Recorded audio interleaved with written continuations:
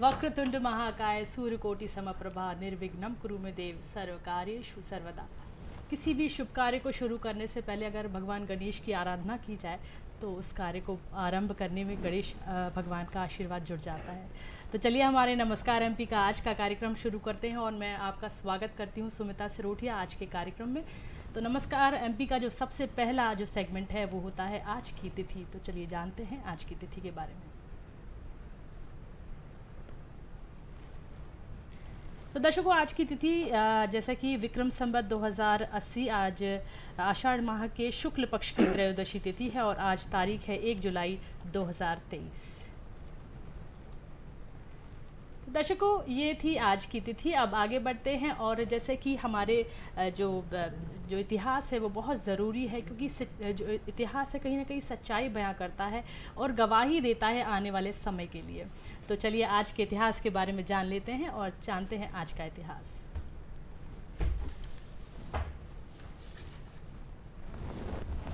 आज का इतिहास में जैसे कि 1822 में दैनिक समाचार पत्र मुंबई समाचार प्रकाशित हुआ था, जिसे हम बॉम्बे समाचार के नाम से जानते हैं, जो कि भारत का सबसे पुराना पहला समाचार पत्र था, जो कि आज ही के दिन प्रकाशित हुआ था। आज ही की बात करें तो 1 जुलाई को ही 1879 में भारत में पोस्ट कार्ड की शुरुआत की गई थी, जो कि हमारा सबसे पहले पत्राचार का माध्यम था जी। उसके साथ अगला जो है 1882 को विधान चंद्र रॉय का जन्म हुआ था, जो कि भारत के सर्वोच्च नागरिक पुरस्कार से सम्मानित किए जाने वाले व्यक्ति थे। भारत रत्न से इन्हें सम्मानित किया गया था। भारत में डॉक्टर दिवस इन्हीं के सम्मान में मनाया जाता है। और आज की बात करें तो 1949 में भारत में चार्टर्ड अकाउंटेंट्स संस्थान की स्थापना भी आज ही के दिन की गई थी।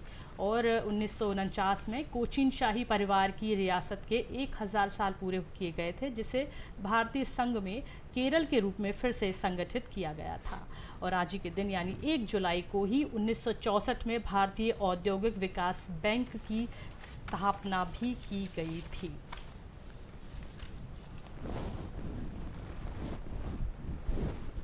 जी। तो दर्शकों ये था आज का इतिहास और अब आगे हम जैसा कि इतिहास के बाद चलते हैं आगे हमारे विचारों की तरफ, क्योंकि विचार एक जीवन में बहुत ही सकारात्मक परिवर्तन लेकर आता है। तो विचारों का होना बेहद ज़रूरी है और सुविचारों का होना बहुत ज़रूरी है। तो चलिए जानते हैं आज का सुविचार। आज का सुविचार है, यदि आप अपनी ज़िंदगी में धीरे चलकर भी कभी नहीं रुके हैं तो यकीन मानिए आप सबसे तेज़ चल रहे हैं। यानी लगातार चलने का जो प्रयास है वो आपको औरों से भिन्न बनाता है और वो ज़रूरी इसलिए भी होता है क्योंकि उसमें आप कहीं ना कहीं आप चलते रहते हैं और चलने से जो आपके काम हैं वो रुकते नहीं हैं। इसलिए चलते रहिए, लगातार चलते रहिए, प्रयास कीजिए।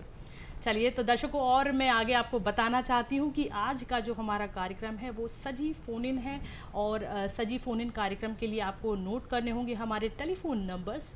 तो जल्दी से फ़ोन नंबर्स नोट कर लीजिए 075526600049 और एक निःशुल्क टोल फ्री नंबर है, उस पर भी कॉल कर सकते हैं, वो है 1800233040।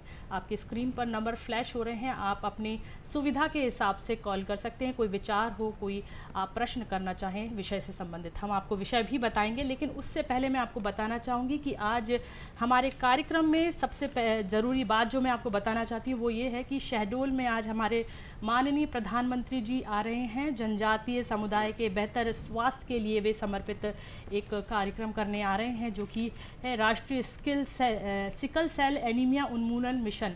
इसमें वो आ रहे हैं और लगभग 1 करोड़ से ज़्यादा आयुष्मान भारत कार्ड के जो लाभार्थी हैं उनको कार्ड वितरित किया जाएगा वहाँ पर। और ये आयोजन दूरदर्शन पर लाइव प्रसारित होगा, दूरदर्शन मध्य प्रदेश पर, तो आप देख सकते हैं ये कार्यक्रम। चलिए तो आगे बढ़ते हैं और अब जैसा कि मैंने आपको बताया कि हमारा आज का जो कार्यक्रम है वो सजीव फ़ोन इन प्रोग्राम है, लाइव प्रोग्राम है, लाइव आप कॉल कर सकते हैं। तो आपको आपने नोट तो कर ही लिए होंगे। अब बारी आती है कि हम आपको बताएं कि आज हम किस विषय पर बातचीत करेंगे। हमारे 2 विषय हैं, लेकिन एक महत्वपूर्ण विषय जो आप सभी के लिए बहुत ज़रूरी है वो है जीएसटी की प्रासंगिकता और उसके महत्व के बारे में हम बात करेंगे। और साथ ही हमारे साथ, जी हाँ, हम बात करेंगे आज जीएसटी की प्रासंगिकता और इसके महत्व के बारे में। और आज हम बातचीत करेंगे क्योंकि आज एक बहुत महत्वपूर्ण दिवस भी है, आज डॉक्टर्स डे है, उस पर भी हम विशेष चर्चा करने वाले हैं। हमारे डॉक्टर्स जो कि कर्मवीर कहे जाते हैं, वो अपनी जो सेवाएं हमारे साथ करते हैं, हमें देते हैं, अपनी सेवाएं निःशुल्क देते हैं, मानसिक तौर पर देते हैं, और उनकी जो सेवाएं हैं वो अभूतपूर्व हैं, उनको गिनती नहीं की जा सकती है। उस पर भी हम चर्चा करेंगे और हमारे साथ इन दोनों ही विषय पर चर्चा करने के लिए स्टूडियो में मौजूद हैं हमारे आज के विशेषज्ञ, जिनसे हम आपका आज परिचय कराने वाले हैं। हमारे साथ हैं श्री बलराम धाकड़ जी, जो कि सहायक आयुक्त हैं, असिस्टेंट कमिश्नर हैं मध्य प्रदेश जीएसटी भोपाल में। आपका बहुत बहुत स्वागत है। बहुत शुक्रिया। और दर्शकों, जैसा कि मैंने कहा था कि आज का दिन बहुत खास इसलिए है क्योंकि आज है डॉक्टर्स डे। तो हमारे बीच में मेहमान के तौर पर हैं डॉक्टर राघवेंद्र सिंह मीना जी, जो कि एसोसिएट प्रोफेसर हैं हृदय रोग से Gandhi medical college Hamidia hospital Bhopal से। आपका भी बहुत बहुत स्वागत है कार्यक्रम। तो दर्शकों, ये तो आपका परिचय हमने हमारे विशेषज्ञों से करवा ही दिया है। अब आपकी जो भी क्वेरी हो और कोई प्रश्न हो, कोई विचार हो जो आप साझा करना चाहते हो तो ज़रूर करिएगा। पहले हम जीएसटी पर फोकस करके बात करते हैं, और जैसा कि हमारे साथ धाकड़ जी हैं, तो धाकड़ जी, सबसे पहले मैं ये जानना चाहूँगी कि इस जो जीएसटी जो है वो 6 वर्षों से लागू हो चुकी है। अब उसके उपरांत क्या परिवर्तन आए हैं जब से जीएसटी लागू हुआ है? सबसे पहले तो सुनीता जी, जीएसटी लागू होने के बाद आम आदमी को बहुत लाभ हुआ है जी। आम आदमी की समझ में ये जीएसटी कितना आया है, ये आपने प्रश्न किया है।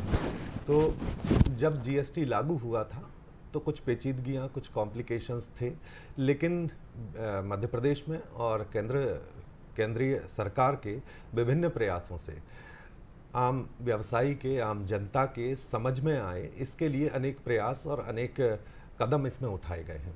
इसमें एक सबसे महत्वपूर्ण है व्हाट्सएप आधारित एक चैटबॉट मेघा, मध्य प्रदेश ई जीएसटी हिंदी असिस्टेंट। 6262000256 से इस चैटबॉट को एक्सेस किया जा सकता है और किसी भी तरह के जीएसटी से संबंधित क्वेरीज को इसके माध्यम से उत्तर प्राप्त किए जा सकते हैं। इसके अलावा जीएसटी में नवीन पंजीयन प्राप्त करने वाले व्यवसायियों को आजकल एक वेलकम किट मध्य प्रदेश में प्रदान की जा रही है। इस वेलकम किट में उनके द्वारा दाखिल की जाने वाली विभिन्न विवरणियों और उसमें क्या जानकारी किस तरह से प्रस्तुत की जानी है, इसके संबंध में संक्षिप्त लेकिन बहुत महत्वपूर्ण जानकारी दी जाती है। और इसके अलावा हमारे लगभग सभी सर्कल और संभागीय स्तरों पर हेल्प डेस्क की भी स्थापना कर दी गई है। तो इस प्रकार जीएसटी को जनता तक पहुंचाने के लिए, इसके प्रावधानों के सरलीकरण के लिए और इसे जनता के सहयोग के लिए भी इस प्रकार के कदम सरकार के द्वारा उठाए गए हैं। जी, तो अभी जो आपने बताया कि सरकार के द्वारा जो कदम उठाए जा रहे हैं, उसके बारे में जो जीएसटी के पूरी जो सरकार है, वो उसका जो फैसला हुआ वो कितना लाभकारी रहा, उसके बारे में भी हमारे दर्शकों को बताएं। बहुत लाभकारी रहा है। वास्तव में तो संपूर्ण देश में जीएसटी से एक सहकारी संघवाद सुदृढ़ हुआ है। पहले एक ही कमोडिटी, एक ही वस्तु या सेवा पर अलग अलग राज्यों में अलग अलग कर हुआ करते थे। उन सभी की समाप्ति के बाद में केवल एक ही गुड्स एंड सर्विसेज टैक्स लागू होने से किसी प्रकार के भ्रम और दोहरे करारोपण से मुक्ति मिली है। इसकी वजह से कीमतें भी कम हुई हैं और कर प्रशासन के क्षेत्र में एक स्वस्थ वातावरण का निर्माण हुआ है और साथ ही राजस्व में भी वृद्धि हुई है। बिल्कुल। तो दर्शकों, जैसा कि आज हमने आपको बताया कि आज हम विशेष तौर पर डॉक्टर्स डे भी सेलिब्रेट कर रहे हैं और ज़रूरी है कि उस पर भी बात की जाए। सबसे पहले हमारे साथ हैं डॉक्टर मीना। बहुत बहुत स्वागत है सर आपका और बहुत सारी शुभकामनाएं डॉक्टर्स डे की। थैंक यू मैम, आपको भी बहुत बहुत शुभकामनाएं। जी, तो जैसा कि हमारे देश में आज डॉक्टर्स डे 1 जुलाई को मनाया जा रहा है, इसके पीछे की इतिहास की क्या कहानी है वो हमारे दर्शकों को आप बताएं। पहले तो मैं सभी आपके सुनने वालों को, देखने वालों को हैप्पी डॉक्टर्स डे बोलना चाहता हूँ। और डॉक्टर्स डे बेसिकली मनाया जाता है डॉक्टर BC रॉय की याद में। प्रोफेसर बिधान चंद्र रॉय जो 1 जुलाई 1882 को पटना शहर में पैदा हुए, फिर उन्होंने कैलकाटा से अपनी एजुकेशन पूरी की, इंग्लैंड भी गए, वहाँ से लौट कर एक बहुत ही सफलतम, मतलब कह सकते हैं इस सदी के बहुत सफलतम चिकित्सक थे वो। और आप उसका अंदाज इसी चीज़ से लगा सकते हैं कि भारत का सर्वोच्च सम्मान जो होता है, नागरिक सर्वोच्च सम्मान, भारत रत्न से उसको उनको नवाजा गया था। और बंगाल के वो द्वितीय वो भी रहे, सेकेंड टाइम वो भी मुख्यमंत्री भी रहे, तो उनकी याद में ये सम्मान डॉक्टर्स डे दिन मनाया जाता है। और फिर ऐसे ऐसे वो परिपाटी एक चल गई, तो डॉक्टर्स को आपको साल में एक बार आपको थैंक्स गिविंग का मौका होता है, तो उस चीज़ को फिर डॉक्टर्स डे के रूप में हम 1 जुलाई को सेलिब्रेट करते हैं। वैसे तो अगर माने अगर तो डॉक्टर मीना, तो हर दिन डॉक्टर्स के लिए सेलिब्रेट किया जाना चाहिए, क्योंकि वो हज़ारों लाखों ज़िंदगियां बचाते हैं। और एक कहते हैं ना, भगवान का दूसरा रूप जो पृथ्वी पर है वो अगर है तो वो है हमारे डॉक्टर्स। तो हमारे सभी डॉक्टर्स को हमारे डीडी मध्य प्रदेश की टीम की तरफ से नमन है। और अब मैं आगे आपसे जानना चाहूँगी कि जो इतिहास आपने बताया वो है, आज कुछ नया चलन आप डॉक्टर्स के बीच में आया, किस तरह से आप इन्हें आज के दिन को सेलिब्रेट करते हैं? वैसे तो यूजुअली दिन स्टार्ट होता है डिपेंड करता है कैसे मनाना, आपके पेशेंट्स कैसे हैं, कितनी सर्जरीज, ऑपरेशंस, इंटरवेंशंस हैं।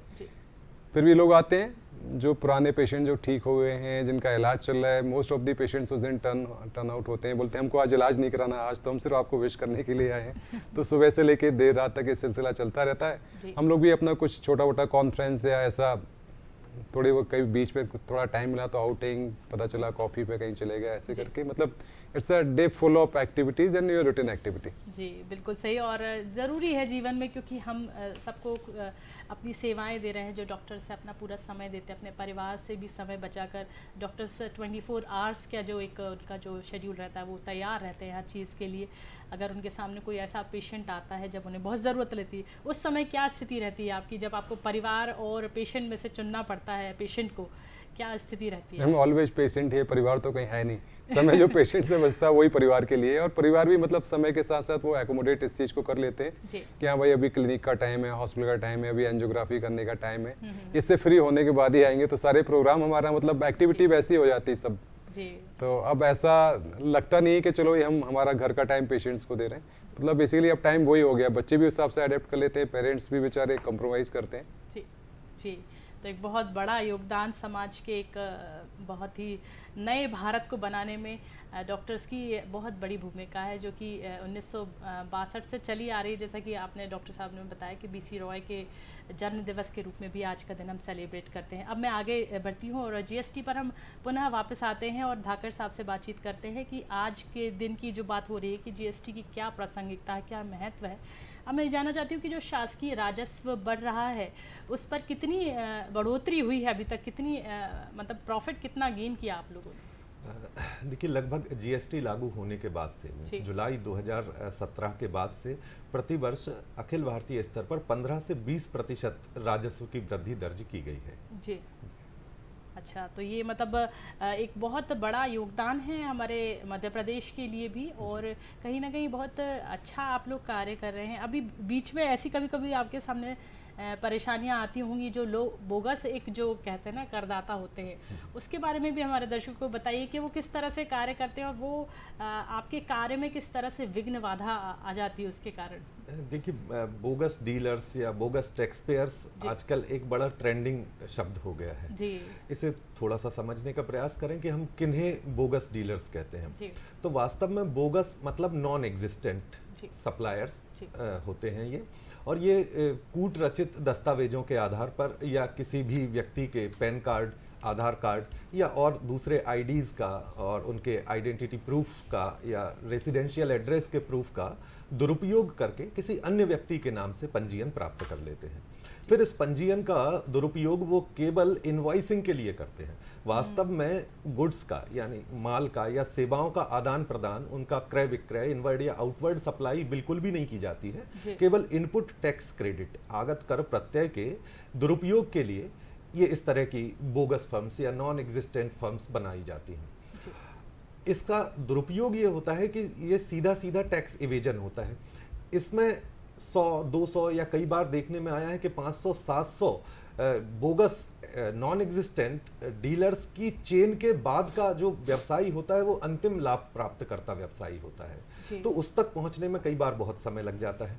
लेकिन अब फिलहाल 16 मई से 15 जुलाई तक एक फिजिकल वेरिफिकेशन की ड्राइव चल रही है जो इन बोगस पंजीयनों की पहचान करके और इनकी रोकथाम का काम कर रही है। 15 जुलाई तक इसमें से अधिकांश और मेरे विचार से 100% बोगस पंजीयनों से हमें छुटकारा मिल जाएगा। बिल्कुल बहुत ज़रूरी है, क्योंकि एक भ्रष्टाचार को कम करने के लिए ये बहुत ज़रूरी है कि आप इस तरह से जो बोगस एक जो करदाता जो बन जाते हैं या आप इनवॉइस तैयार करते हैं वो ना करें, और एक अच्छे मतलब समृद्ध भारत के लिए ये कल्पना जैसे कि वसुधैव कुटुंबकम की जो कल्पना लेकर हमारे माननीय प्रधानमंत्री नरेंद्र मोदी जी जो चल रहे हैं उसको साकार करने के लिए बहुत ज़रूरी है कि करदाता अपना पूर्ण कर दें, और जो भी एक ईमानदारी से राष्ट्र की सेवा के लिए जो राजस्व आप देते हैं वो दें, ताकि एक विकासशील देश की जगह विकसित देश बन सके।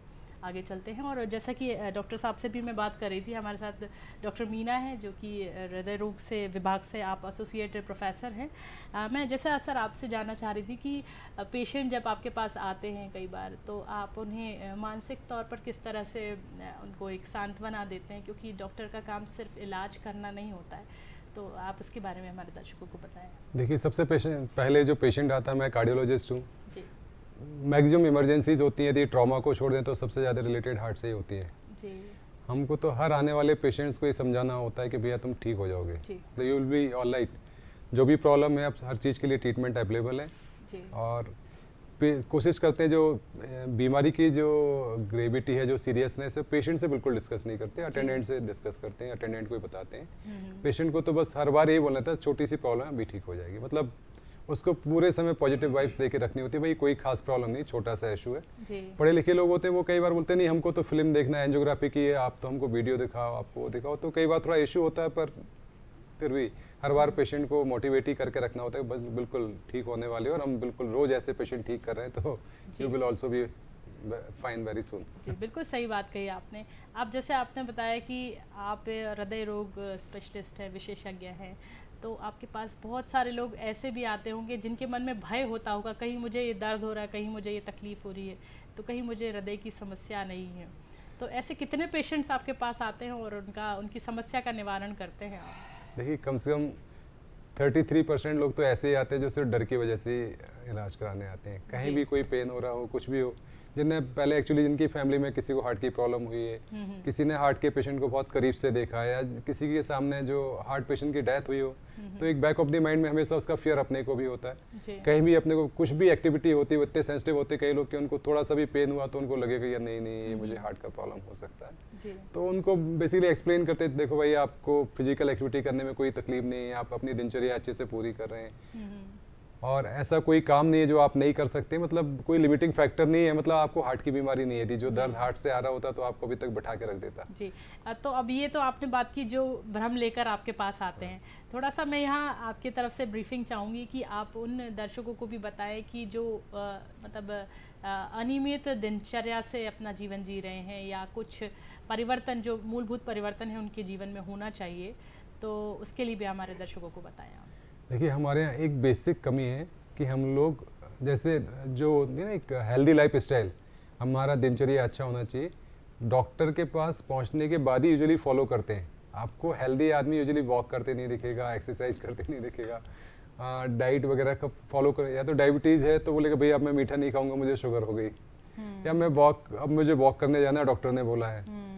और बेसिकली और आजकल हमारी लाइफ ऐसी हो गई कि सोने का, जागने का, ये सब का मतलब टेक्नोलॉजी इतनी इंट्रूड कर चुकी है अपने अंदर तक, पूरे समय आप मोबाइल पे रहेंगे, और जो भी मतलब लॉट ऑफ वो हैं, आपको इतने सारे वो हैं कि आप अपनी दिनचर्या को उसमें उलझा के रखते हैं। तो मेरा कहना यही है, हर आदमी को कम से कम 1 घंटा अपने लिए निकालना चाहिए, उसमें 30 से 40 मिनट की एक्सरसाइज और 20 से 25 मिनट का योग अपने लिए करना चाहिए। बिल्कुल बहुत ज़रूरी है, जैसा डॉक्टर साहब ने बताया कि अपनी जो फिजिकल एक्टिविटी है उस पर फोकस कीजिए। दिन में 45 मिनट्स का जो जैसा 45 मिनट का एक वर्कआउट जो सेशन होता है, कम से कम वो तो कीजिए, और वॉक जो है वो बहुत ज़रूरी है, जैसा डॉक्टर साहब ने बताया। अभी हम आपसे कुछ और टिप्स लेंगे, क्योंकि आज डॉक्टर्स डे है, आज भी हम आपकी सेवाएं लेंगे, लेकिन अभी हम चलते हैं धाकर साहब के पास। तो आप ये बताइए कि जो GST का जो कानून लागू हुआ है उससे राज्यों को कितना लाभ हुआ है?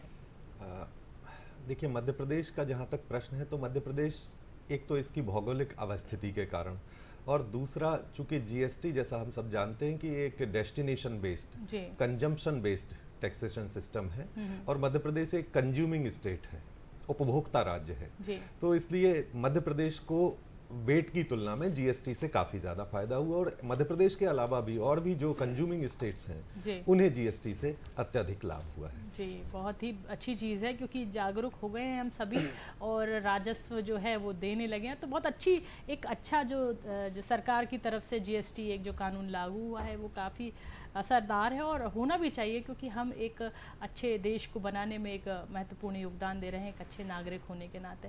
अब आगे चलते हैं। जैसा कि भ्रष्टाचार की बात आती है, तो मैं आपसे सिर्फ ये जानना चाहती हूँ कि जो कानून लागू हुआ उससे क्या भ्रष्टाचार में थोड़ी कमी आई है या अभी भी चीज़ें चलती हैं?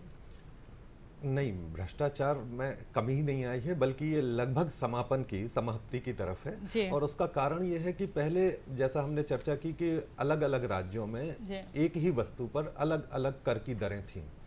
जीएसटी लागू होने के बाद पूरे जी। भारत में, पूरे देश में एक ही रेट ऑफ टैक्स एक कमोडिटी या एक सर्विस के ऊपर लागू हो गया है। जी तो इसलिए अब ये तरीका कर चोरी का नहीं बचा है कि हम किसी अन्य राज्य से जहां पर टैक्स कम है वहां से कोई गुड्स या कुछ सर्विस लें और उसे यहाँ पर उन राज्यों में कंज्यूम कर दें जहां पर कि टैक्स रेट ज़्यादा है। बिल्कुल। तो एक तो ये, दूसरी चीज़ ये है कि आधिकारिक हस्तक्षेप बहुत कम हो गया है, क्योंकि हम ईज ऑफ डूइंग बिजनेस के एरा में हैं। व्यवसाय की गतिविधियों को और व्यवसाय करने के तरीकों को जी। सरलीकृत करने की दिशा में भारत आगे बढ़ रहा है। बिल्कुल। तो ऐसी स्थिति में हम अब एनफोर्समेंट से डेटा माइनिंग की तरफ शिफ्ट हो गए हैं। विभाग लगभग फेसलेस हो गया है और आने वाले समय में इवन स्क्रूटनी ऑफ रिटर्न्स जैसी जो प्रक्रियाएं हैं वो भी आर्टिफिशियल इंटेलिजेंस के माध्यम से, अलग अलग पोर्टल्स के माध्यम से की जाने जी। लगेंगी। तो स्वचालन और तकनीकीकरण के कारण भ्रष्टाचार में निहायत ही कमी आई है और स्वच्छ कर प्रशासन का निर्माण संभव हुआ है। एक अभी आपने पोर्टल की बात की, तो मुझे ये भी बताइए कि ई इनवॉइस जो पोर्टल है वो क्या, किस तरह से काम करता है, वो हमारे दर्शकों को बताएं। जी, जैसे सुनीता जी, हम देखते हैं कि हम जब किसी दुकान पर कोई सामान खरीदने जाते हैं तो इनवॉइस हम लेने को बहुत महत्व नहीं देते हैं, बिल हम नहीं लेते हैं। छोटे ट्रांजैक्शंस में तो ठीक है, लेकिन जब बड़े ट्रांजैक्शंस की बात आती है, खासतौर से B2B मतलब बिजनेस टू बिजनेस ट्रांजैक्शंस की जब हम बात करते हैं, तो 5 करोड़ रुपए से अधिक वार्षिक टर्नओवर वाले व्यवसायियों के लिए अब E invoicing means electronic invoice portal पे जाके और इलेक्ट्रॉनिक इनवॉइस जनरेट करना अनिवार्य कर दिया गया है। इससे वही जो इनपुट टैक्स क्रेडिट का दुरुपयोग होता है, माल के परिवहन के दौरान करपवंचन की जो संभावनाएं होती हैं, उन्हें विराम मिलता है। बिल्कुल सही, आपने बहुत अच्छी एक इन्फॉर्मेशन दी हमारे दर्शकों के लिए। अब डॉक्टर साहब के पास चलते हैं। डॉक्टर साहब हमारे साथ हैं और जैसा कि अभी कोविड का काल हाल ही कुछ समय पहले, कुछ 1 साल हुए हैं जब हम उससे उभरे हैं, और वो बहुत ही कठिन समय था, हम याद भी नहीं करना चाहते उस चीज़ को, लेकिन उसमें एक डॉक्टर्स की बहुत महत्वपूर्ण भूमिका थी, आप सभी जानते हैं दर्शकों, और वो मैं यहाँ साझा फिर से इसलिए करना चाहती हूँ कि वो समय दोबारा जीवन में ना आए, लेकिन जो समय बीत चुका है उसको एक इतिहास के तौर पर याद किया जाए। तो मैं आपसे जानना चाहती हूँ, जो कोविड का टाइम था उस समय आपने किस तरह से अपना और परिवार का और पेशेंट्स का ध्यान रखा, और किस तरह से कोविड के समय को आपने जिया, हमारे दर्शकों को बताएं। देखिए, ये तो लोगों की जिंदगी में शायद शताब्दी में एक आध बार ही आने वाला मौका था जी। और मेरे ख्याल से देश के 99% डॉक्टर्स ने पूरे तन मन धन और अपनी जीवन को, अपनी जान को दांव पर लगाकर काम किया है जी। शायद मैं उतना लकी नहीं हूँ, मैंने उतना काम नहीं किया जितना मेरे साथियों ने किया है जी। चूँकि मैं सुपर स्पेशलिस्ट था तो मुझे थोड़ा सा उसके हिसाब से कम काम था, पर फिर भी मैंने जो ड्यूटी थी अच्छे से असाइन की। जो सिटी का सबसे बड़ा सेंटर हमारा हमीदिया अस्पताल था, उसके 3 ब्लॉक थे, तो एक ब्लॉक का इंचार्ज मैं ही था जी। और ड्यूटी और का भी कोई इशू नहीं था। मतलब मैं डॉक्टर्स के अलावा हमारे जो पैरामेडिकल स्टाफ था, sisters, nursing staff, ward boys, सभी ने बेचारों ने बिल्कुल तन मन धन के साथ सेवा की। पेशेंट्स को कोई अपने पैसे से लाके सामान दे रहा है, कुछ कर रहा है, क्योंकि घर वाले तो कोविड मतलब घर वालों ने वहाँ डंप किया और 90% लोग गायब। फिर जो जिम्मेदारी है जो ट्रीटिंग हॉस्पिटल है उसकी है, डॉक्टर्स की है, स्टाफ की है। जी। तो इसमें घर वालों का पूरा सपोर्ट रहा। मेरी वाइफ भी माइक्रोबायोलॉजिस्ट है, कोविड टेस्ट करने की जिम्मेदारी उनकी थी, उन्होंने भी मेरे साथ दिन रात काम किया है। जी। बेचारे बच्चे जरूर सफ़र हुए, खाना बनाने की जिम्मेदारी बच्चों की आ गई जो पहली बार उन्होंने एक्सपेरिमेंट किया। जी। फॉर्चुनेटली पेरेंट्स मेरे गांव पर थे, मैं मेरे बच्चों के साथ ही यहाँ था, तो मुझे उतनी दिक्कत नहीं हुई, पर मेरे साथियों को बहुत इसमें प्रॉब्लम हुई। मतलब ऐसा था, पहले आइसोलेशन था, गवर्नमेंट ने एकोमोडेशन दिया होता डॉक्टर्स को और स्टाफ के लिए, धीरे धीरे पर कॉस्ट लंबे समय खिंच रहा था, तो उतनी कॉस्ट कोई भी सिस्टम बियर नहीं कर सकता, तो फिर घर में ही लोगों को एडजस्ट करना हुआ, उसमें घर वाले भी इन्फेक्ट हुए। बहुत कठिन समय था, पर ईश्वरी कृपा से वो समय निकल गया और हमने जो पॉसिबल था सोसाइटी के लिए, देश के लिए जी। और अपने साथियों के लिए वो हमने किया। जी। तो यहाँ एक मानवता का परिचय डॉक्टर्स ने दिया और आज डॉक्टर्स डे है, तो ये बात जो है वो अब इतिहास में अंकित हो चुकी है कि ये जो समय था उसमें डॉक्टर्स, हमारे जो कर्मवीर थे, उन्होंने कितना महत्वपूर्ण योगदान दिया। अपनी जान की परवाह ना करते हुए उन्होंने अपने पेशेंट्स का ध्यान रखा, अपने परिवार को छोड़कर अपने पेशेंट्स पर फोकस किया। बहुत ज़रूरी है इस पर बातचीत करना। और जैसा कि आप मानवता की हम बात कर रहे हैं, तो किस तरह से आपने अपनी मानवता का परिचय दिया और कैसे सहायता की लोगों की, एक पेशे से हटकर, डॉक्टर ना होने के बाद भी आपने अपनी जिम्मेदारियां जो एक समाज के प्रति आपकी थी कैसे निभाई? मैम वो समय ऐसा था कि डॉक्टरी आप कर लो, उसी में सारा काम हो जाना है, कुछ और करने की ज़रूरत नहीं। मतलब आप पेशेंट्स को टाइम पर अटेंड कर लो। जी। बेड्स की वो रेमडेसिविर का बड़ी मारामारी थी, दवाइयों की, लोग मतलब जहाँ जो सुनते थे कोई रेमडेसिविर लेने भाग रहा है, कोई कुछ कर रहा है। उस समय मतलब लोगों को समझाना कि भाई आपको इसकी ज़रूरत नहीं, आप इसके पीछे ना भागो, जो ज़रूरतमंद लोग हैं उनको लेने दो। इसमें बहुत काउंसलिंग में बहुत ज़रूरत हुई। ड्यूटी से फ्री होते ही वो किसी ने फ़ोन नंबर फ्लैश कर दिया था हॉटलाइन के रूप में, तो पूरे समय बैटरी लगा के रखनी होती थी कि डिस्चार्ज ना हो। और मेरे ख्याल से सोने के 2-3 घंटे मिलते थे, पूरे समय टेली कंसल्टेशन चलता था और जब ड्यूटी होती थी 8 आवर्स की, वो तो करनी रहती थी। तो पूरे समय फ़ोन पर मतलब मेरे ख्याल से मुझे याद भी नहीं होगा, दिन में कम से कम 200 कॉल्स तो आते होंगे जो पूछते थे डॉक्टर साहब क्या करना, क्या दवाई लेना। ऐसे पूरा दिन एक चेयर पर बैठ के और बैटरी कनेक्ट करते हुए फ़ोन से बात करने में निकल जाता था। जी। तो देखा दर्शकों आपने कि जो सर ने बताया, डॉक्टर मीना ने बताया कि किस तरह से उन्होंने कोविड समय को जिया है और लोगों की मदद की है। तो जो एक डॉक्टर होता है ना, वो बहुत बड़ा भगवान का, जैसा मैंने दूसरा रूप आपको बताया, वो वाकई में वो उन्होंने वो साबित किया। उन सभी ने उस समय में, हमें ज़रूरत थी उनकी और उन्होंने उस ज़रूरत को पूरा किया। उस समय को उन्होंने बखूबी हमारे साथ बिताया, जो कि काबिल तारीफ़ है। अब मैं आगे चलती हूँ और हमारे साथ धाकर जी हैं, धाकर जी जो कि असिस्टेंट कमिश्नर हैं GST भोपाल से। तो सर, मैं आपसे जानना चाहती थी कि अब जैसे कर चोरी की जो बात हो रही है, उसमें कितनी GST कानून आने के बाद कितनी कमी आई है, लोगों में कितनी अवेयरनेस आई है, उसके बारे में हमारे दर्शकों को बताएं। देखिए, आर्टिफिशियल इंटेलिजेंस का ये युग है जी। ऑनलाइन रिटर्न्स डीलर्स को, टैक्स पेयर्स को प्रेजेंट करने पड़ते हैं जी। इन्हीं रिटर्न्स की स्क्रूटनी के आधार पर ये तय किया जाता है कि किसी भी केस में, किसी भी टैक्स पेयर के मामले में कितना टैक्स इवेजन, कितना कर अपवंचन निहित है। जी। मध्य प्रदेश की अगर बात करें तो इंदौर मुख्यालय स्तर पर DC3 data control and command centre की स्थापना हुई है। इसके अलावा लगभग हमारे सभी संभागीय मुख्यालयों पर ट्रॉ मतलब tax research and analysis wing काम कर रही है। तो ये data control and command centre और tax research and analysis wings ये उन केसेस को रिकॉग्नाइज करने का काम करते हैं जिनमें कुछ पोटेंशियल होता है टैक्स इवेजन का, और उसका परिणाम ये होता है कि त्वरित कार्यवाही सुनिश्चित हो पाती है और कर चोरी को रोकने में बहुत सफलता मिलती है। बीते कुछ सालों में, पिछले 1-1.5-2 सालों में मध्य प्रदेश ने कर चोरी के मामले में पूरे भारत में बहुत अभूतपूर्व काम किया है। जी बिल्कुल। तो बहुत ही महत्वपूर्ण जो कार्य हो रहा है GST विभाग के द्वारा, और उसमें हर एक व्यक्ति का सहयोग बहुत ज़रूरी है, क्योंकि अगर आप सहयोग नहीं करेंगे तो GST जो डिपार्टमेंट आप ही लोगों के लिए बनाया गया है, क्योंकि इससे भी जो इनकम होगी वो भी आप ही लोगों के विकास के लिए लगाई जाएगी। तो अगर आप इन करों का भुगतान करते हैं और इनके प्रति ज़िम्मेदार होते हैं, अलर्ट रहते हैं, तो बहुत ज़रूरी है ये सब चीज़ों को सोचना। अब मैं आपसे जानना चाहती हूँ सर कि वो फिज़िकल वेरिफिकेशन ड्राइव जो चलाई जा रही है GST विभाग के द्वारा, वो क्या है, वो हमारे दर्शकों को बताया। देखिए, जैसा हमने चर्चा की है कि ईज़ ऑफ डूइंग बिजनेस की दिशा में जब हम आगे बढ़ते हैं जी, तो जीएसटी लागू होने के बाद हमने पंजीयन की प्रक्रिया को सरल किया, फेसलेस किया, पंजीयन शुल्क को समाप्त कर दिया और 7 दिवस में 7 वर्किंग डेज में किसी भी डीलर को जो पंजीयन के लिए आवेदन करता है उसे पंजीयन देना सुनिश्चित किया। फिजिकल वेरिफिकेशन मतलब व्यवसाय स्थल के भौतिक सत्यापन की अनिवार्यता को समाप्त कर दिया गया था।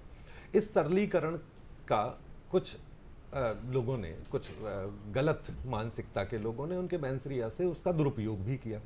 अब कुछ ऐसे टैक्स पेयर्स हमारे टैक्सेशन सिस्टम में आ गए जो वास्तव में व्यवसाय नहीं करते हैं, बल्कि केवल फेक इनवॉइसिंग के माध्यम से, केवल बोगस बिल जारी करके ही अपना आईटीसी का लाभ दूसरे व्यवसायियों तक हस्तांतरित कर देते हैं।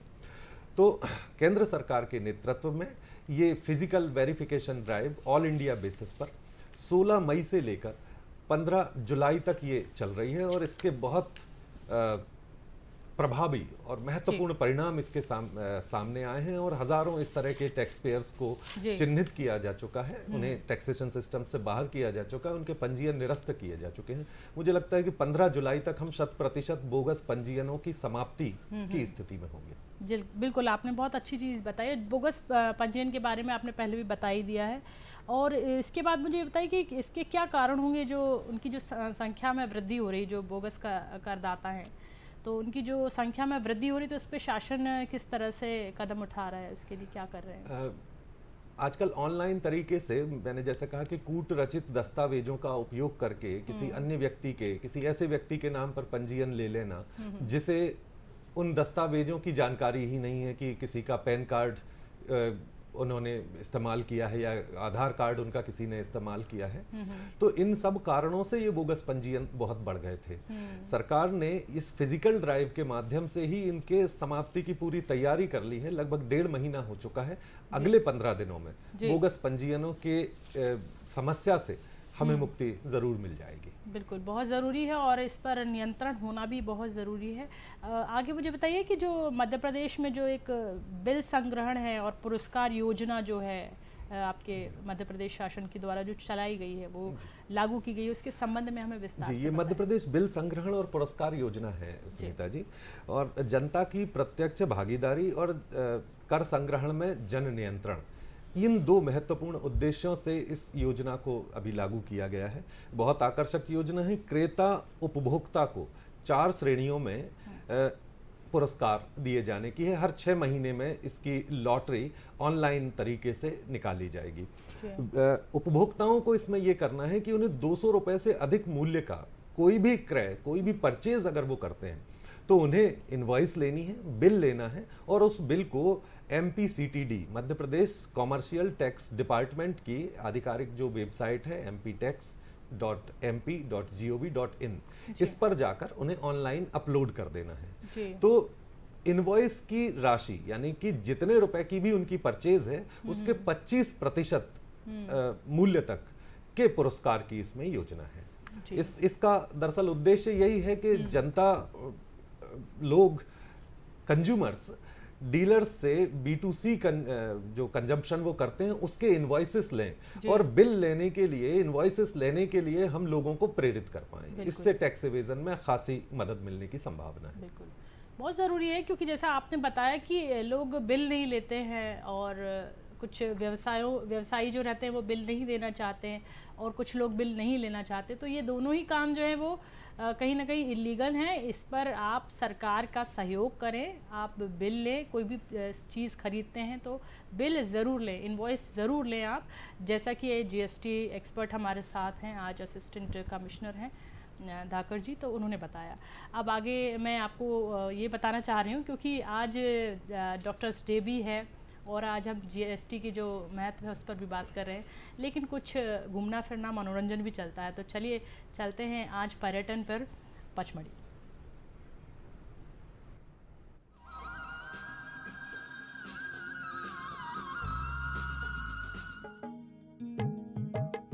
खुशनुमा मौसम और प्राकृतिक नजारों के सौंदर्य से भरी पचमढ़ी समुद्र तल से लगभग 1067 मीटर ऊंचाई पर स्थित है। चारों ओर खूबसूरत शैल शिखरों से घिरी पचमढ़ी की खोज कैप्टन J. फोर्साइथ ने 1857 में की थी। फोर्साइथ के बाद आए अंग्रेजी अफसरों को ये जगह इतनी पसंद आई कि उन्होंने इसे अपने हिसाब से रचाया बसाया। अगर आप पचमढ़ी घूमना चाहते हैं तो रेल और सड़क दोनों ही माध्यम से यहां पहुंचा जा सकता है। हावड़ा मुंबई रेलवे लाइन पर नजदीकी रेलवे स्टेशन पिपरिया है। यहां से पचमढ़ी के लिए बसें और टैक्सियां आसानी से मिल जाती हैं। इसके अलावा भोपाल, नागपुर और जबलपुर से पचमढ़ी के लिए अनेक सरकारी और गैर सरकारी टूरिस्ट बसें और टैक्सियां सहज ही उपलब्ध हैं। अगर आप हवाई जहाज से यहां पहुंचना चाहते हैं तो नजदीकी हवाई अड्डा भोपाल है। पर्यटकों के ठहरने के लिए यहां काफी संख्या में सरकारी और निजी होटल उपलब्ध हैं। पचमढ़ी से लगभग 2.5 किलोमीटर दूर स्थित ये गुफाएं एक विशाल चट्टान को काटकर बनाई गई हैं।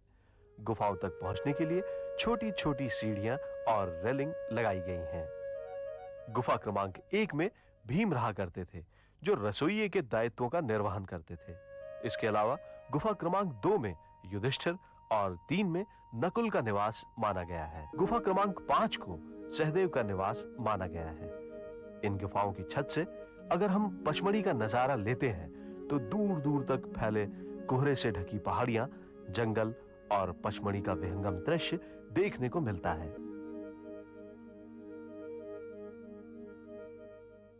दुनिया में आदमी आता है और चला जाता है और शेष रह जाती है तो बस यादें। ये वट वृक्ष भी उन्हीं यादों में से एक है, जिसे 1953 में देश के प्रथम राष्ट्रपति ने अपने हाथों से लगाया था। आज इस स्थान को हम सब राजेंद्र गिरी के नाम से जानते हैं। यह स्थान एक खूबसूरत पार्क का रूप लेता जा रहा है। यहां से प्राकृतिक नजारों को देखना कम रोमांचकारी नहीं होता। नीले आकाश के तले शांत भाव से पचमढ़ी का हृदय कही जाने वाली ये झील पर्यटकों को बरबस अपनी ओर आकर्षित करती है। सूर्यास्त के क्षणों में नौका विहार करना और देखना एक सुखद एहसास की अनुभूति कराता है।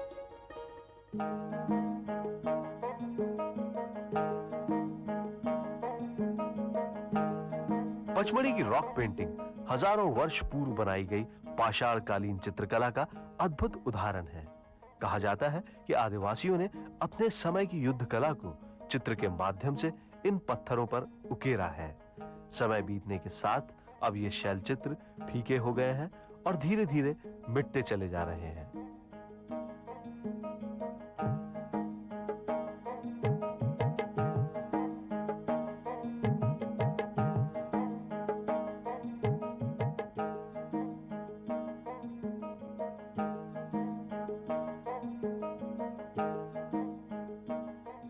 पचमढ़ी में पर्यटकों के लिए ये एक जगह बहुत ही आकर्षक है, जिसे हम बी फॉल के नाम से जानते हैं। बी फॉल का रास्ता पैदल ही तय करना पड़ता है। ये रास्ता अन्य रास्तों की अपेक्षा थोड़ा कठिन है, लेकिन जब पर्यटक यहाँ पहुँचते हैं तो ऊंचाई से गिर रहे झरने में नहाने से अपने आप को रोक नहीं पाते।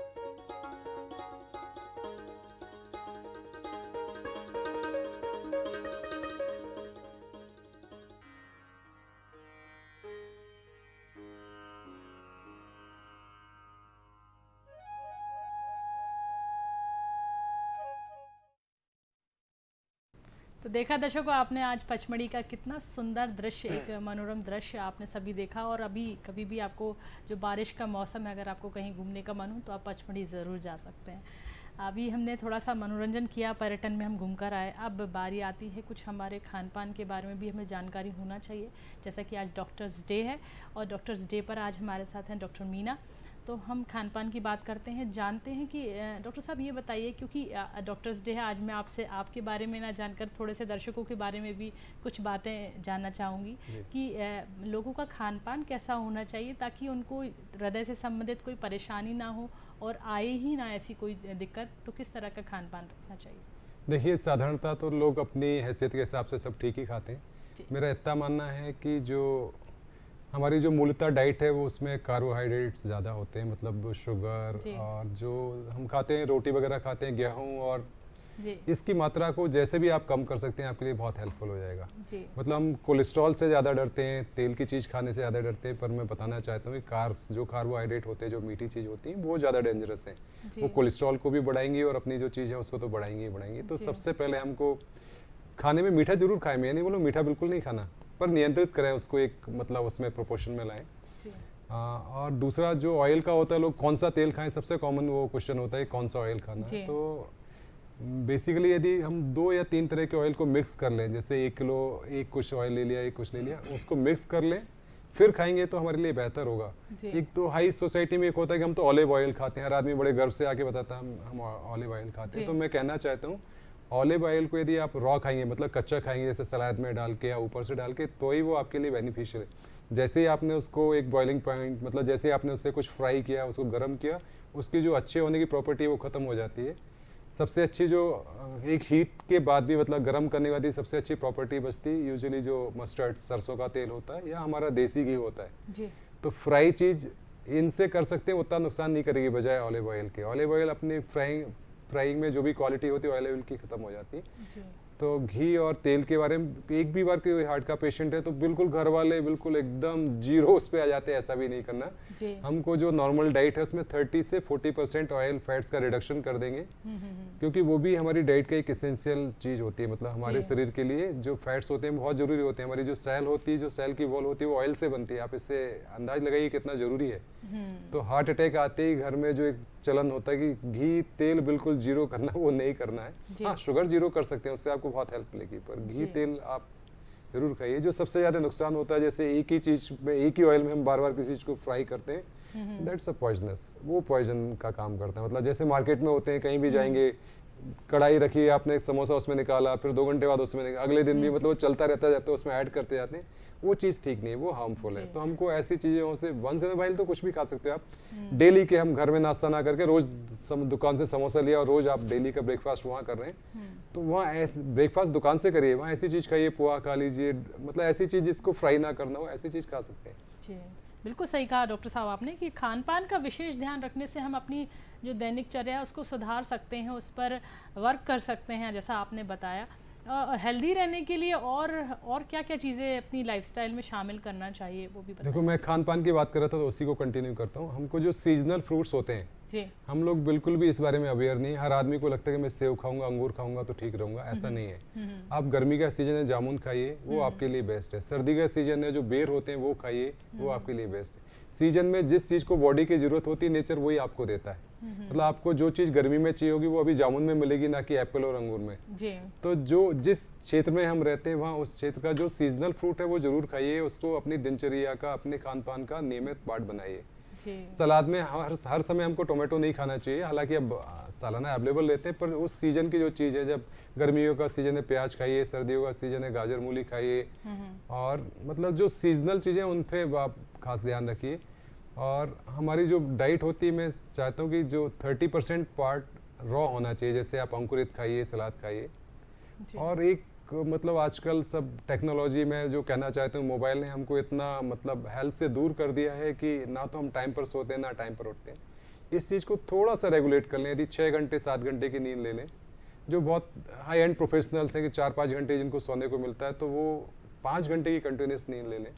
और 1 घंटे के लिए अपना जो भी फिजिकल एक्टिविटी उनको पसंद है, वॉक, एक्सरसाइज, योग, डांस, जिम, जो भी कर सकते हैं। सबसे अच्छा होता है आप कोई भी गेम्स के लिए, आप सिंगल जैसे आप वॉक करेंगे तो आपका माइंड इज ए फ्री, मतलब वो अपनी उसमें लग जाएगा। कोई भी गेम्स खेलते हैं तो you are like doing a yoga. Yoga में हम कंसंट्रेट कराते हैं, गेम्स खेलते हैं तो उसमें अपने आप कंसंट्रेट। सपोज आप बैडमिंटन खेलते हैं तो आप दुनिया का कुछ नहीं सोच सकते, आपको पूरे समय शटल ही दिखेगी। तो खासकर मैं पेरेंट्स को एक बोलना चाहता हूँ कि अपने बच्चों को छोटे से ही, मतलब तीसरी चौथी क्लास से रोज 1 घंटे की फिजिकल एक्टिविटी में लगाइए। भले मोबाइल चला रहे हैं, वो टाइम के अलावा आप उनको एक एक्टिविटी में लगा देंगे तो उनके जीवन के लिए बहुत फायदा देने वाला है, लाइफ के लिए बहुत हेल्पफुल रहेगा। जी। और जैसा डॉक्टर साहब ने बताया कि आप एक स्पोर्ट्स जो है वो अपनी लाइफस्टाइल में शामिल कर लीजिए। कोई भी एक स्पोर्ट्स गेम जो है वो बहुत बड़ा हेल्पफुल एक फैक्टर रहेगा आपके लिए, बहुत बड़ा महत्वपूर्ण योगदान देगा आपकी जो डेली रूटीन है उसमें और हेल्दी लाइफस्टाइल में। अब मैं चलती हूँ धाकर साहब के पास, और धाकर जी भी हमारे साथ हैं जो कि असिस्टेंट कमिश्नर हैं जीएसटी भोपाल में। लेकिन एक धाकर साहब का एक बहुत अच्छा पक्ष और मुझे मालूम चला कि धाकर साहब बहुत अच्छी कविताएं और गज़ल भी लिखते हैं। तो अब मैं कुछ विषय से थोड़ा सा हटके आपसे जानकारी के साथ थोड़ा सा मनोरंजन हमारे दर्शकों के लिए भी चाहूँगी। कोई एक गज़ल या कविता जो आप हमारे दर्शकों को सुनाना चाहें। धन्यवाद सुनीता जी। दरअसल मूलतः मैं गज़लकार हूँ, लेकिन एक उपन्यास, एक ऐतिहासिक उपन्यास रानी कमलापति अब तक मेरा प्रकाशित हुआ है जी।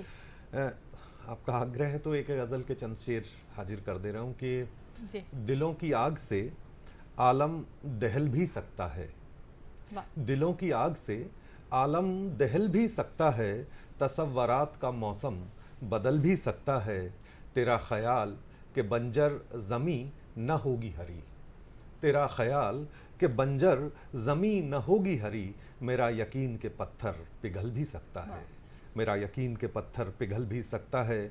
और एक आखिरी शेर इसमें यूँ था कि मुगालता है कि तू कैद है तेरी जद में, मुगालता है कि तू कैद है तेरी जद में, तू अपने आप से आगे निकल भी सकता है, दिलों की आग से आलम दहल भी सकता है, तसव्वरात का मौसम बदल भी सकता है। बहुत सुंदर। और जो दिलों का जो मौसम है वो बदल भी सकता है। बहुत सुंदर आपकी जो कविता है वो आपने गज़ल हमारे दर्शकों को सुनाई। अब वापस हम हमारे विषय पर आते हैं और आपसे गज़ल के बाद अब मैं ये जानना चाहती हूँ, जैसे पेट्रोल और डीजल के लिए जीएसटी नहीं लागू की गई है, उससे किस तरह से जो महंगाई है वो बहुत अत्यधिक बढ़ती ही जा रही है, तो इस पर क्या वस्तुओं में जो कानूनी जो जीएसटी में शामिल हुई हैं उसके लिए क्या नीति बनाई गई है? देखिए, पेट्रोल और डीजल के अलावा aviation turbine fuel, natural gas और अल्कोहल फॉर ह्यूमन कंजम्पशन, शराब, जी। ये 5 चीज़ें फ़िलहाल बाहर हैं जीएसटी के दायरे से। अब इसमें डीजल और पेट्रोल का जहाँ तक प्रश्न है और इनकी कीमतें बढ़ने का प्रश्न है, तो इनका जो मूल्य है, इनकी जो कीमतें हैं, जैसा हम जानते हैं अंतर्राष्ट्रीय मानकों और कारकों पर निर्भर करती हैं। इनके मूल्य भू राजनीतिक तत्वों से भी प्रत्यक्षता संबंधित होते हैं। इसी वजह से इनकी कीमतों में उतार चढ़ाव बहुत जल्दी होते हैं। अब चूंकि जीएसटी जो है वो उसमें काउंसिल में किसी भी रेट ऑफ टैक्स को कम या ज़्यादा करने के लिए जीएसटी काउंसिल में बहुमत से निर्णय लिए जाते हैं और वहाँ पर सभी राज्यों के और यूनियन टेरिटरीज के वित्त मंत्री महोदय उसके सदस्य होते हैं। तो वैसी स्थिति में निर्णय लेने में कई बार विलंब की स्थिति भी बनती है। उससे बचाने के लिए राज्य सरकार के प्रत्यक्ष नियंत्रण में हमने इसे रखा हुआ है, ताकि मूल्यों में होने वाले अंतर के दुष्प्रभावों से आम जनता को बचाया जा सके। जी, बिल्कुल सही कहा आपने। और बहुत ज़रूरी है कि इन सब पे सोचा जाए। और आप जो महंगाई का है जो बढ़ रही है जिस तरह से, लेकिन उस पर हमें सोचना भी ज़रूरी है। अपने खर्चों को सीमित कीजिए, आप ज़रूरतों को कम कीजिए, तो कहीं ना कहीं महंगाई से आप बच सकते हैं। जो अनियमित हम खाना, बाहर खाना या फिर और पार्टीज़ करना, इन पर थोड़ा सा हमें नियंत्रित करना होगा, तो हम कहीं ना कहीं महंगाई से भी बच सकते हैं। एक और चीज़, एक आम ग्राहक के तौर पर अगर एक सवाल उठता है कि जो एक हम इनवॉइस लेते हैं उसमें SGST होता है और एक CGST होता है, उसके बारे में हमारे दर्शकों को विस्तार से बताइए। बहुत ज़्यादा जो उपभोक्ता है उसको ये बहुत कन्फ्यूजन होता है, इस बारे में दर्शकों को बताएं। जब आप फॉर एग्जांपल भोपाल में हम हैं और भोपाल की ही किसी दुकान से जब आप कोई सामान खरीदते हैं, तो आप उसमें अगर 100 रुपए का आपने सामान खरीदा, 18% उस पर टैक्स है, तो आप उस इनवॉइस में देखते होंगे कि उस वस्तु का नाम लिखा होता है, उसमें एक HSN कोड लिखा होता है और साथ में उस वस्तु का मूल्य लिखा होता है। तो 100 रुपए वो वस्तु का मूल्य लिखा है। अब चूंकि उसमें 18% GST हम जिसे कहते हैं वो 2 हिस्सों में होता है, 9% SGST स्टेट GST और 9% सेंट्रल GST CGST। तो 9 रुपए वहां पर वो चार्ज किए होते हैं। दरअसल जीएसटी का जो भी उद्ग्रहण या संग्रहण होता है, उसमें से आधा हिस्सा केंद्र सरकार के पास जाता है जो CGST कहलाता है, और आधा हिस्सा संबंधित राज्य सरकारों को मिलता है जिसे हम SGST कहते हैं। तो ये CGST और SGST का अंतर है। इसके अलावा एक और चीज़, अगर आप कभी इंटर स्टेट कोई सप्लाई प्राप्त करते हैं, अगर आप किसी अन्य राज्य से कोई माल मंगाते हैं, तब फिर आप उस अपने इनवॉइस में IGST देखेंगे, वो इंटर स्टेट GST है। और जो कि जैसा कि हमने चर्चा की है कि GST एक destination based, consumption based taxation system है।